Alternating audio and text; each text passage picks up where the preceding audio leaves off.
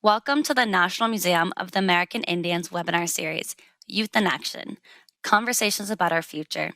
Thank you for joining us. I'm Michaela Pavlat. I'm a cultural interpreter at the National Museum of the American Indian. I'm also a citizen of the Sault Ste. Tribe of Chippewa Indians. As we begin today's program, I would like to gratefully acknowledge the Native peoples on whose ancestral homelands we gather, as well as the diverse and vibrant Native communities who make their home here today. Today's program is part of the museum's annual event, Living Earth, a festival that brings together Native innovators and practitioners dedicated to using Indigenous knowledge to protect and sustain the environment. In celebration of Earth Day 2021, we are highlighting Indigenous youth in the field of agriculture. With the onset of COVID-19 and the pressures from climate change, focus on sustainable agriculture and food production is more important than ever. Indigenous youth are coming up with innovative and traditional ways to protect our environment. Indigenous food systems have been attacked for centuries, from the overhunting of bison, dams destroying salmon runs, and forced Western agriculture has dismantled traditional knowledge systems and practices. Indigenous peoples across the hemisphere have different environmental management practices to enhance food production and protect their environment. For example, Indigenous peoples of the Andes continue to use terracing, a technique perfected by the Inca to extend the farming from outside of the valleys and into the mountain range. This not only expands the agricultural area, but also controls the flow of water. Also, Native communities across North America have used intercropping for sustainable food production, known as the Three Sisters. The practice of companion planting is at least 3,000 years old, and the Three Sisters combined corn, beans, and squash to create a polyculture that feeds and protects the soil and controls pests. Today, Native farmers are leaders in sustainable agriculture with their traditional practices of environmental protection and sustainability. Our panelists today are amongst our newest generation working in agriculture. Please welcome Kelsey Ducheneaux-Scott, Jack Pashano, and Marco Ovando. Please introduce yourself. Let's start with Kelsey. I'm Petiwashte, Tatea Aqualawi Lakotia Imachiapi, na Kelsey Ducheneaux-Scott, Washichuye Imachiapi, Wakpa Washte Himataha. Hello, my name is Kelsey Ducheneaux-Scott. My Lakota name is Soft Little Breeze Woman, and I am a fourth generation cow-calf producer on the Cheyenne River Sioux Indian Reservation that is working to bring our operation on the land back into the fold of feeding our community as the direct-to-consumer beef business owner of DX Beef. Thank you, Kelsey, and welcome. Marco, let's hear from you next. How na Marco Ovando nani ha, na invite Marcela McKinney, na Apa Francisco Ovando, na numa de Dosowihi, na numa de Winamaka. Hello, everyone. My name is Marco Ovando. I am 21 years old. I am Shoshone and Paiute from the White Knife Band of Western Shoshone and the Winnemucca bands of Northern Paiute. I live and work in my hometown of Oahe, Nevada on the Duck Valley Indian Reservation as a public information officer, and I work with the Native Youth Food Sovereignty Alliance as a Northwest representative representing Northwest tribes and youth agriculture. Thank you, Marco. Now let's hear from you, Jack. Please introduce yourself. Jack, Pashano yan Hopi yan pahan ma jo. Lamaw na yan Hopi ma jo. Na jo na wa na pa kita na pu palaka kita. Na pu jo ti ma yan Hopi ma jo. Hello, everybody. My name is Jack Pashano. My Hopi name when I was born is Lamawana. My men's society name is Tsotsootima. 23 years old, and I'm from the village of Walpi, but reside in Palaka. I work as a security guard here in the Hopi village, and also one of the Hopi farmers out here on the Hopi reservation. Awesome. Thank you, Jack. Can't wait to hear more from you all.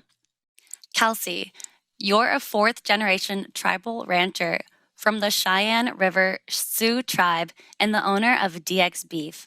Tell us more about your business and how you got started in this work. Absolutely. Well, if you talk to any of my family, they would tell you that first and foremost, I'm a soil and plant nerd. And I come by that phrase or that nickname pretty proudly. I've always had a connection to our soils and our plants. What I learned when I went to college is that we as humans don't really have the physical capability to impact the Great Plains ecosystem the way that the ecosystem craves to be impacted. It evolved alongside large cloven-hoofed animals grazing across its landscape. And so when I moved home from college, I decided I wanted to get involved in the family ranching operation. I started work with the Intertribal Agriculture Council back then as their youth programs coordinator, where I started to provide a little bit of technical assistance to producers who wanted to get started. And I'm a big believer in the fact that if you want to talk the talk, you should make sure you're walking the walk as well. So I figured what better way to actually know what was at stake for the farmers and ranchers that I was working to help than to be a farmer and rancher myself and to be a producer and to go through all of the hoops that it takes to become a beginning producer.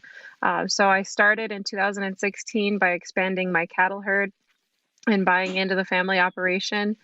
And then that first year, I sold my calves at the sale barn, and I was treated with the utmost respect by the sale barn owner, but it still felt like I was sending some of my family away and never getting to see them again and not knowing what the rest of their life would be like for my calf crop.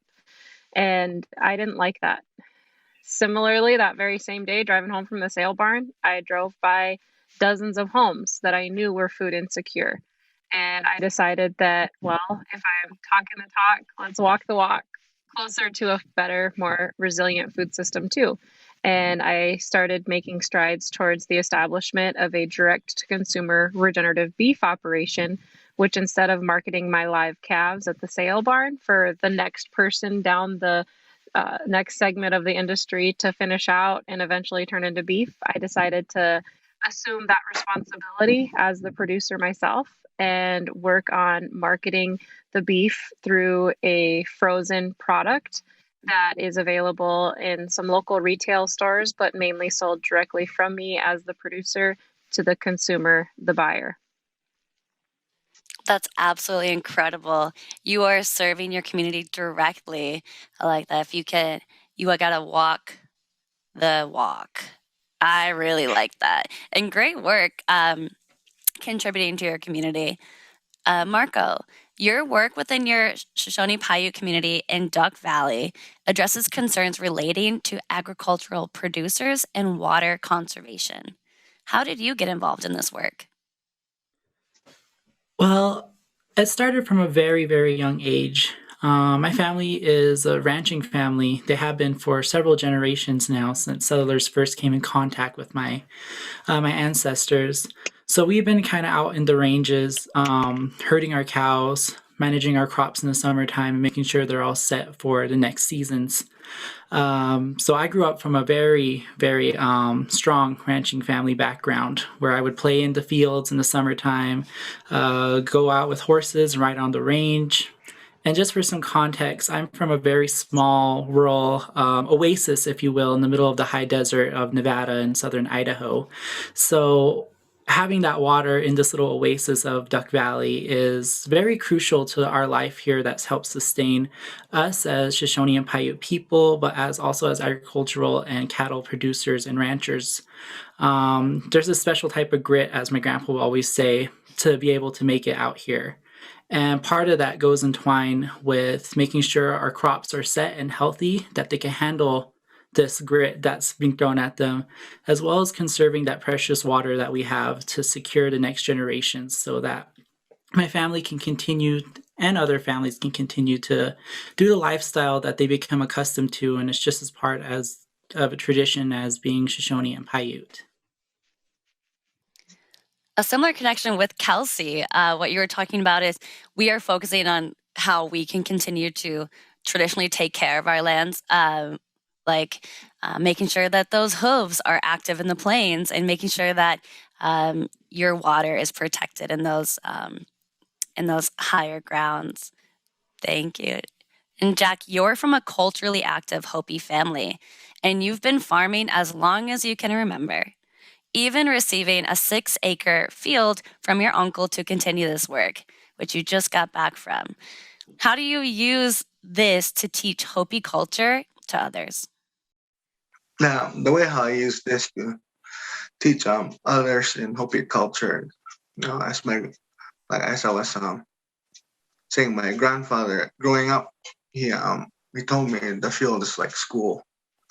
You learn things back there. You're taught things, and that's where the best place to learn your Hopi culture is at your field, because it's more on one-on-one, basically, because usually it's just me or my little brother.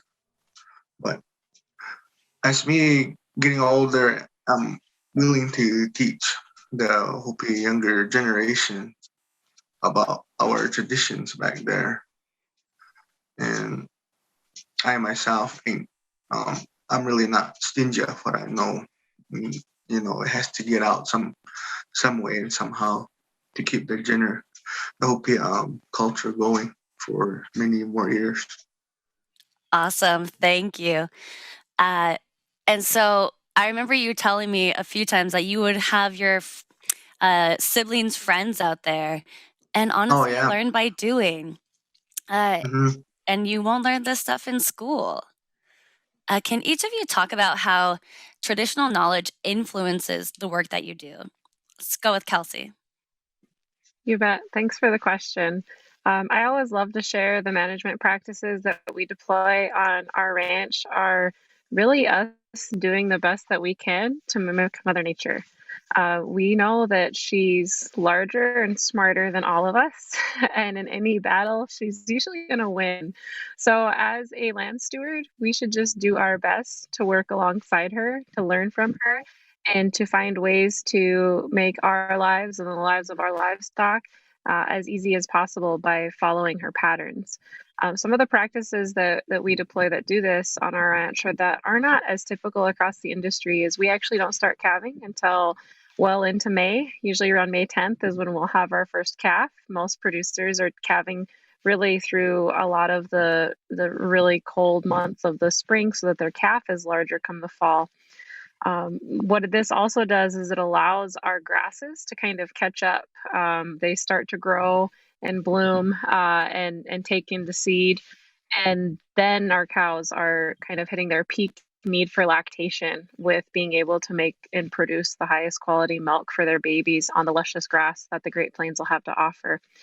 Another thing that we do is we mimic that rotational grazing pattern of the bison herd that used to exist on this landscape. We try to never graze the same pasture at the same time of the year after year. We're always changing up our pattern so that we're impacting the plant community a little bit differently. And we're always, even if we have a plan written down and it's the plan that we've been perfecting on paper for the past 8 months, we have to be perceptive and be willing to listen to what Mother Nature is telling us. And if she's telling us that our plan isn't working in action, we need to go back to the drawing board and we need to react appropriately and quickly so that we don't miss the messages that she's trying to tell us. And those messages can come in the form of birds migrating earlier in the season than usual, or our runoff coming a little faster, or even the fog in the winter months predicting for us when our rain's going to come in the spring months. So you just have to really be perceptive and be a part of nature. Realize that as humans, we're just one of the biological species in this ecosystem. We don't exercise dominion over it. We can't control it. We can only work with it. Absolutely. And like Jack was saying, the only reason or the only way to do that is to be out in the field, to understand that. Marco, how does traditional knowledge influence the work you do? From our ancestors' point, a lot of our creation stories based around the creation of people out of clay. In our traditional stories, we have the wolf and the coyote coming together and making the people out of clay, just as a symbolization that we are one and the same with the planet, and we are no different from our sisters with the deer, brothers with the eagles, etc., and so on. We're all here to exist on this one little rock in space, if you will. And especially for us, we're taught from an early age that we don't take anything more than we need in order off the land in order to survive. And that is very true today in modern practices. We don't take too much water to irrigate our crops, or the next person down the road who receives water downstream might not get that opportunity. And the fish down the road or downstream will not have the opportunity to spawn and recreate and provide more subsistence for the people. And same goes with a sacred root that we call camas. You don't take all of the camas in one season. You leave bits and pieces behind so that they could go back and restore themselves in certain parts. We only gather for about 2 weeks in the month of May to gather these roots. And then after that, we're finished so that we could have some food, not only for ourselves, but for the migrating elk, the antelope, prairie dogs that come in, so that everyone has a piece at the table so that we can all work and function. And going back on what Kelsey's saying, we listen to what Mother Earth or Nua Sagobia is telling us. And if something's not working, we go back in and correct it. A big thing that's happening right now in my home community is the restructuring of our irrigation systems and making sure that they're more environmentally safe, that they benefit both nature and the human interests at play, and just a more cohesive system that benefits all parties involved. Not that was when it was first created in the early 1920s. So just going back on what our traditional teachings that our elders have been telling us is really helping us move forward in a more environmentally conscious and culturally sensitive manner. You stole the words right out of my mouth. Being environmentally aware and being mindful of our actions. Thanks, Marco.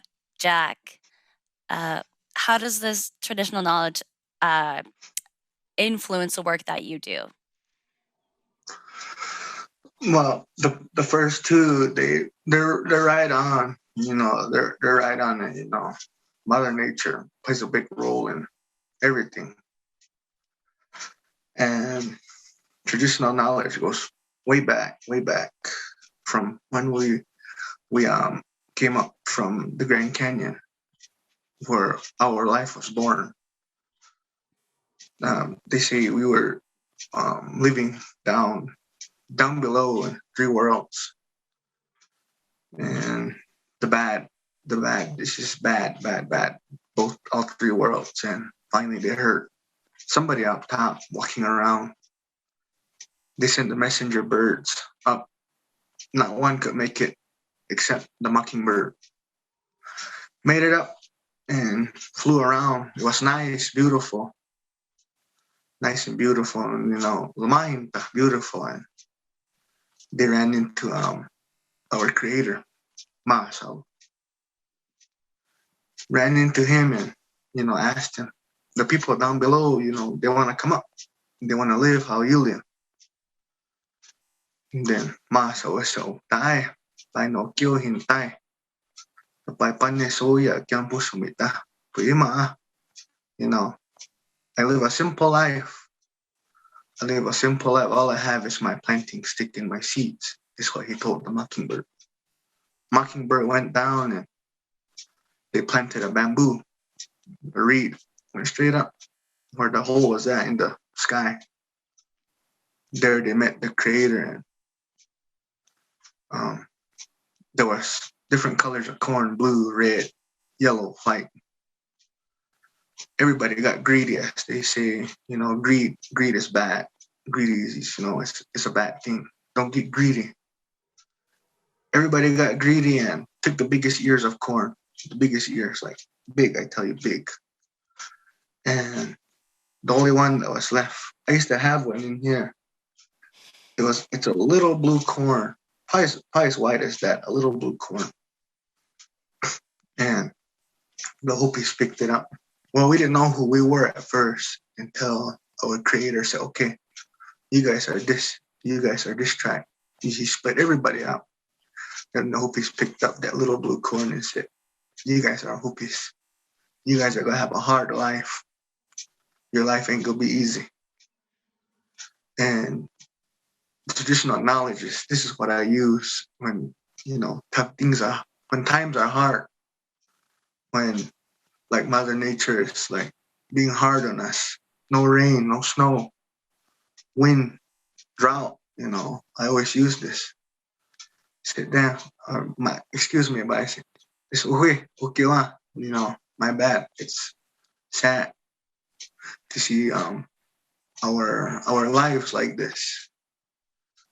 And people out there, when it's time to go picking the neventa, like spinach, the meha, the other stuff that grows out there, people get greedy. They don't leave anything out there for like antelope, the deer, the elk, the other stuff, the wildlife that feed off of that also. And thank you. Jack, what you're saying, it lines exactly up with what Marco was saying, is that greed can be really harmful. In our traditional knowledge and our stories, and the way that we understand our environment is a better way to have a sustainable environment for all, not just for what Marco was saying, the human interest, or what Kelsey was saying, and we're following our animals and following those practices. So thank you. We've talked. What you all summarized was just a little bit more about sustainability. And Kelsey, you've been talking about the different ways that you're ranching, like when you cattle earlier than most. And I have learned a little bit about regenerative beef. But can you explain what that term means and how this method of ranching works? Absolutely. Well, as the current industry of agriculture exists across the country, we see a lot of compartmentalization of food production at the different sectors. And what the concept of regenerative agriculture or regenerative beef or regenerative vegetable production means is we're refocusing on that system, right? We're looking at it as a system rather than individual segments of the food sector. And in focusing on the system, we're managing all aspects of the operation to ensure that we're continually improving upon the resource base. And that in turn means we have to be focusing on the human aspect as well. And like I said, when I was selling my cattle only at the livestock auction, I wasn't able to feed my community. And so by establishing a direct-to-consumer beef business model, I was able to make a quality product available in one of the most vast food deserts across the country. And through it, I've been using my work with the Intertribal Agriculture Council to establish pathways forward for more farmers and ranchers to do similar as to what DX Beef has done. Because if we're not keeping our humans healthy, then the system's still broken. It's still not regenerative. We need to be focusing on the next 7 generations to come of all resources, not just of the land, not just of the animals, but of the humans too.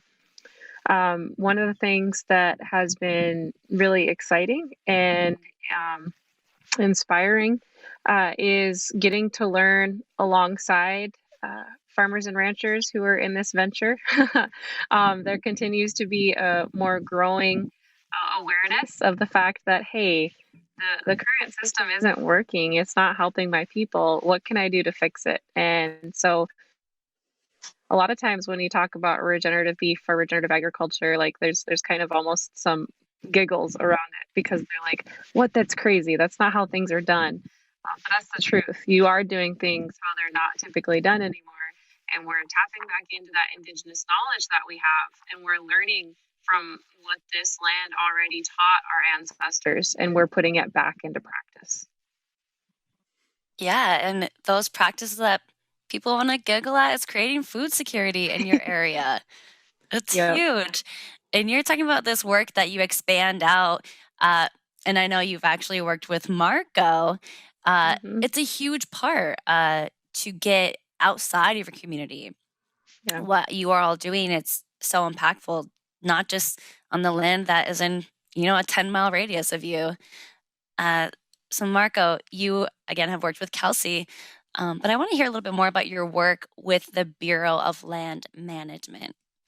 What have you learned through your work revitalizing native species, and why are native species so important to sustainable agriculture? Yeah. So not only have I worked with Kelsey in the past, and we still continue to work together, I also did some work with the Bureau of Land Management, and the government agency alone encompasses about 70% of the state of Nevada's total land mass. So it's a huge, massive agency out here in the state. And it was it was pretty much formed out of a deal with Shoshone-Paiute Tribes and the Bureau of Land Management to establish a way to help revitalize Mother Nature and Nua Sogobia after a series of massive wildfires that rage out of control in the interior West every summer. So it started out with a couple of greenhouses and had expanded to several greenhouses where we grow traditional species, big Wyoming sagebrush, rabbitbrush, willows, any type of native species that grows in riparian or desert steppe climates, you name it, it's being grown in those greenhouses to distribute not only in our local community, but to communities around the region with similar climates and environments. What we learned is that these species are keystone species, which are vital to the environment around it. Big Wyoming sagebrush helps shelter jackrabbits and badgers and coyotes, and also provide nice windbreaks when they get tall enough for migrating antelope and elk when they come through the area on their migration routes. These keystone species also have a tendency to hold in that very precious water that I've been talking about. Being in the desert, you have to be adapted to handle whatever Mother Nature throws at you. And these keystone species are just that. And without them, and if we try to incorporate non-local species, they will just not simply survive in this climate. A good example is alfalfa hay. We did an experiment where we took some alfalfa hay from back east and brought it in to see if it will grow in a season. The first time it hit over 100 degrees with almost no humidity, the crop failed. And it further failed after a series of snowstorms. But the local plants, they survived and thrived with this wide range of climates. And that just proves to us that these local species, these native species, are vital to the climate and help maintain the original order of things before the Noa and Numa peoples came to this land and made it their own. And it was just a really unique experience to be a part of that.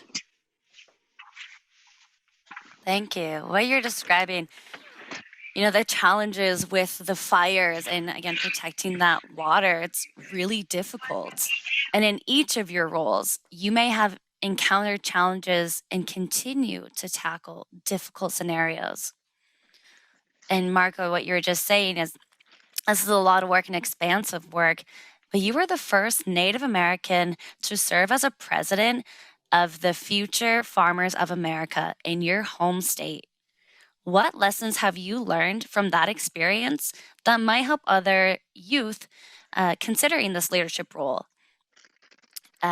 So what's some advice there?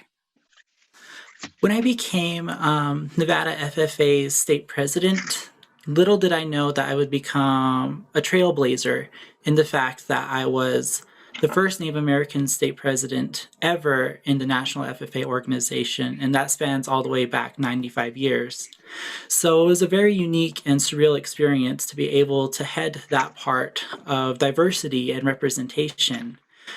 There are Native American FFA students all across this country, and they are all amazing individuals, from my climate, the desert climate, to Florida climates where it's hot and humid, to the windswept plains of North and South Dakota, where we all focus on our passion of agriculture and the future of agriculture.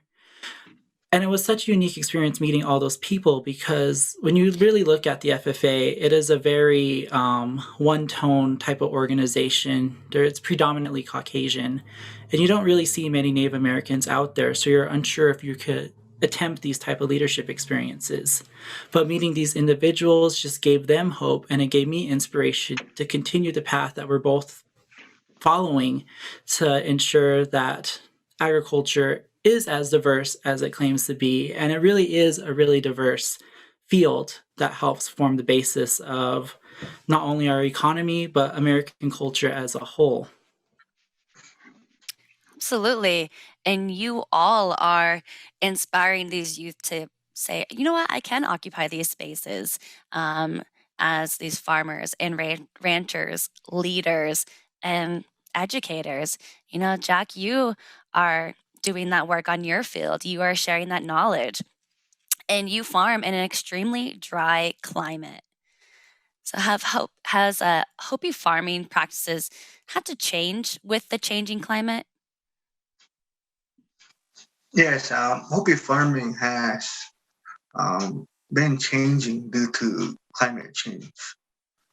Some Hopi farmers are starting to haul water to their fields, and that is a lot of work. That is a lot of work.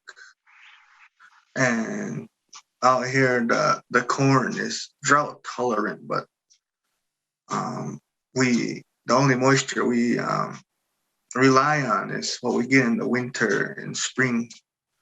Then wait for the monsoon seasons to come. But lately, it's just we haven't been getting enough. And I myself was planning on watering my field this year, but I don't want to lose those seeds that are drought tolerant, because once you start watering your corn seeds and then or any of your seeds, then they'll start wanting to get water every year.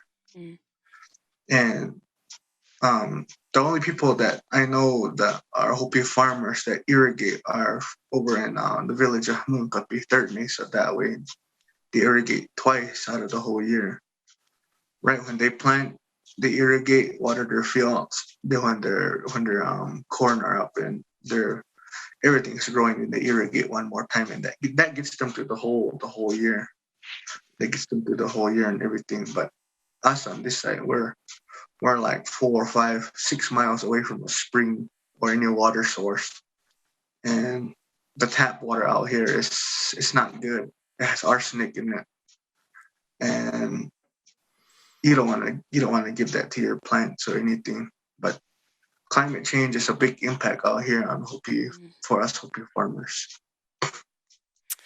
Yeah, it sounds like the changes that you can make, like you said, bringing in water, it can alternate that seed and the way that your corn grows, and not as it would traditionally grow.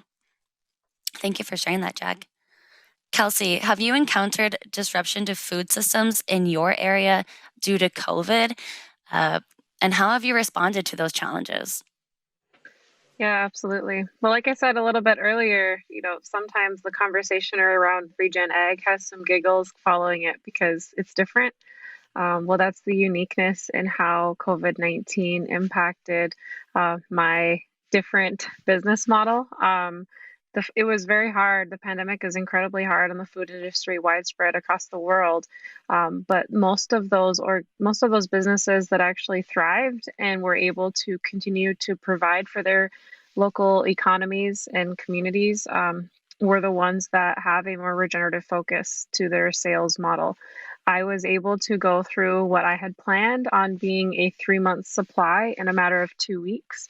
The local grocery store was told that they were going to expect around 25% of their typical food order as a result of the COVID pandemic's impact on the supply chain. And when you are an unchi, a grandmother who is trying to provide for a family, or you're bringing home 1 month's supply of groceries, 1 5-pound bag of potatoes and a 5-pound chub of ground beef is not going to be enough.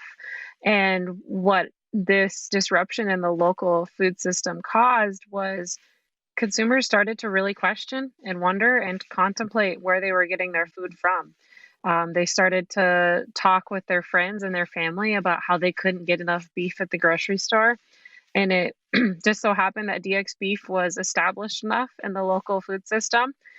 We had enough of a client base, enough customers, that word spread very fast that we had locally raised and sourced and processed grass-fed beef available for purchase. Like I said, a 3-month supply we went through in 2 weeks. We saw sales in our 2020 sales were 1,100% higher than 2019.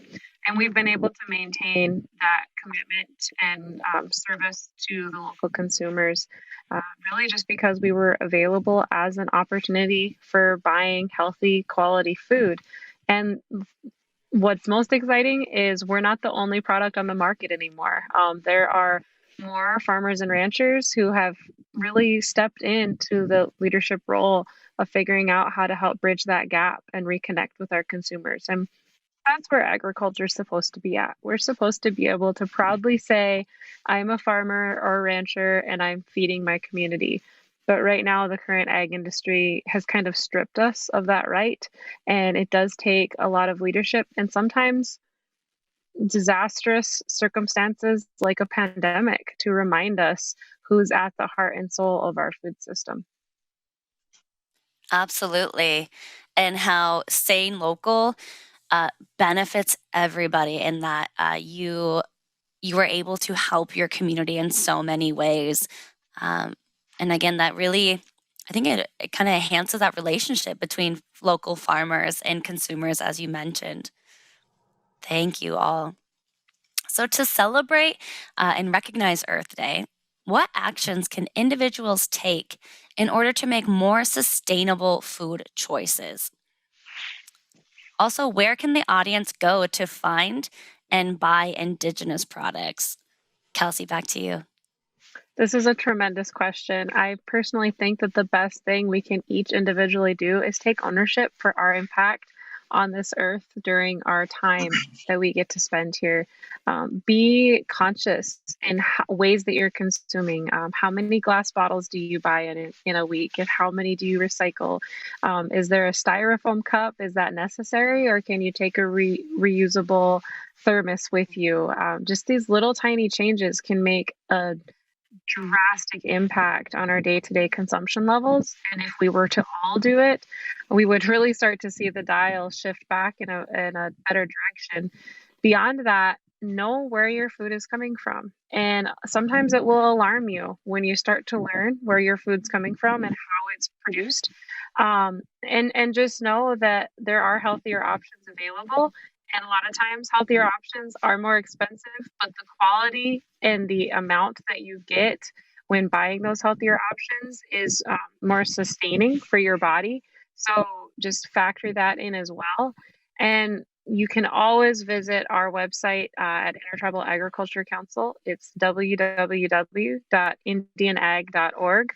We do have an American Indian Foods directory available, and we have Native Food Connection boxes available for sale on our site that feature our American Indian Foods producers' products in their boxes. We also offer free technical assistance to Native American farmers and ranchers or youth who are interested in getting involved in the industry. So please do not hesitate to reach out and see how we can learn together. Wow, thank you for that resource. That's perfect. Our audience can go visit that right after this. Marco, would you like to add on? Yeah, so pretty much just going off of pretty much what everything Kelsey said, just be more mindful of where your food comes from, how it's produced, and how it impacts yourself and your family. Definitely one of the things here we focus on is think more indigenously, eat more indigenously. So really go back to the traditional foods that your ancestors ate in the past that helped keep them alive and stable and very healthy before the onslaught of consumerism, capitalism, and the encroachment of the settling of the West. Just go back to your traditional foods, maintain that sustainable mindset of only taking as much as you need. And right there, you realize that you will become more healthier. And it might be easier on a reservation, but if you don't live on a reservation, I know for a time I was an urban native living in an urban area. Go to what Kelsey mentioned earlier, the Intertribal Agricultural Council's American Indian Foods tab. That's where I go every now and then to check out some food produced by Native Americans to help really bring back that mindset of eating more indigenously and really thinking where your food comes from and how it impacts you, especially as an Indigenous person. Thank you. And Jack, what are some actions individuals can take to lead towards sustainable food choices? Well, I myself, I've planned on selling my stuff that I grow, but as growing up, I was always told never to sell what you produce. The other two hit it right on the dot again. Be mindful of where your stuff comes from. Yeah, in past conversations, and talking with you, Jack, I think you even mentioned, farming outside your window. Oh yeah, You travel the fields, but can you talk a little bit more about that? farming outside, gardens ain't that bad. Outside your kitchen window, it's there. You can water it, take care of it. Growing up, always told not to use pesticides, so we don't use pesticides for anything on our crops. Once there's the little bugs forming on it, you go over there and just pick them off with your hand or smash them. The worms are eating your beans. Go up there, pull all the worms, throw them out. The birds come. But farming outside your kitchen window, it's not a bad idea. And I've seen a lot of that last year, but we can get more and more and more, and it'll save you from going places. You got your squash out there, you got your onions, tomatoes, your chilies, your bell peppers, just right outside your window. And it won't hurt. My little brother tried that last year and he succeeded big time in growing his own stuff, and that saved us a lot from just going to the store or going into 70-mile trip to town just to go get some groceries. And like I was telling you, Michaela, the squash plant got us all the way till the middle of October. And that's the longest I've ever seen one grow that long. And growing outside your kitchen window is just one of the best ways to also go. Absolutely. Yeah, thank you for sharing that, because I keep thinking about that. Thinking about, how you can also take a step to cutting down on where food travels or how far you're getting your food from, and being mindful of what's on your plate. So now, what inspires you to move forward? And how do you see your work growing and changing, Marco? What really inspires me to move forward into the work that I do is revitalizing that deep passion that I have for agriculture. And to steal a quote from the former organization I used to work for, the future of agriculture. And by having that is just having simple discussions such as these, working with Kelsey again, even though virtually, meeting local producers and agriculturalists, and seeing how they are overcoming these sorts of conflicts in our local environment and how they're pushing forward.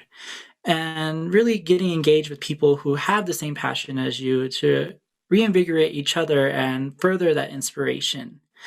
I know for me, where the future holds is I'm moving more from out of the fields and from the desert and into more of the policy work. I know a couple years ago I was in Arkansas for Indigenous Agricultural Summit with a bunch of amazing agricultural students. I was in Kelsey's cohort actually on land stewardship. And we had this individual by the name of Janie Hip come in, and she mentioned something that the real work on a more national level is in the policy books, in the hallways of Congress, and in the law. And that's where I truly see myself going from there. I'm a political science major at Boise State University, and I totally see myself helping farmers and ranchers and agriculturalists in that way. My family will continue ranching, and I will continue fighting for their style of ranching in a different setting. That's amazing. Thank you for your work, Marco.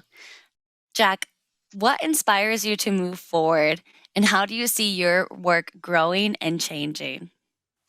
What inspires me to go forward? You know, I never give up on my field. That when I see them growing real good, you know, that inspires me. And to keep going, you know, it's always a lot. It takes a lot, but just to keep going, never give up, never give up. And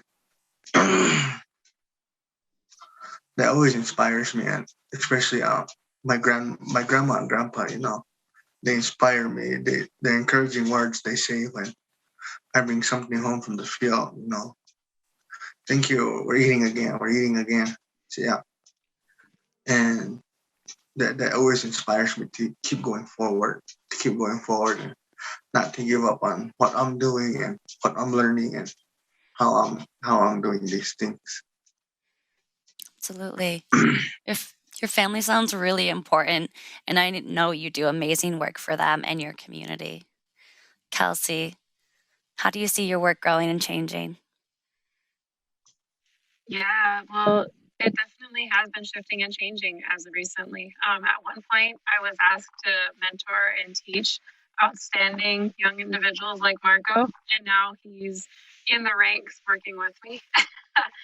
And that's uplifting. I've never gotten a chance to visit. My grandpa was involved in a lot of policy work, and before he passed on, I wish that I would have asked him, did you ever feel like there was just monumental change right on the horizon? Like it was right there and you were chasing it down? But that's how I feel like we're in a space where the institutional barriers that have surrounded our Indian and Indigenous communities that have forced us to be resilient are starting to fall down. And out of that resiliency is creativity and innovation and a reconnection to what truly matters. And I believe with every fiber of my being, the heart of our future is in uplifting our Indigenous ways. And it's really exciting to know that there are more and more people joining and leading that charge, and also more and more organizations wanting to help us share our story. So being able to be here today, joining virtually with such amazing land stewards and policy shifters is truly exciting, and it's what inspires me to go forward. Thank you. And I agree. Each of you inspire me, and I have, you all gave examples of tangible ways and steps to more sustainable lifestyle. And we can all continue this work and continue to have this conversation after this webinar, after we virtually connect. We can continue to support small businesses, local farmers, or even starting your garden outside your window. And remember to trust your traditional knowledge systems. Again, we can all live here today with ways to celebrate Earth Day and focus on a sustainable future for our next generations. Thank you, Kelsey, Jack, and Marco, for making time for this amazing conversation to inspire our audience to take action in their communities. Thank you for the generous support of the Native American Agriculture Fund for making this program possible. To learn more about Indigenous agriculture and to explore other ways you can enjoy the National Museum of the American Indian from home, please visit our website, americanindian.si.edu. Thank you for joining us.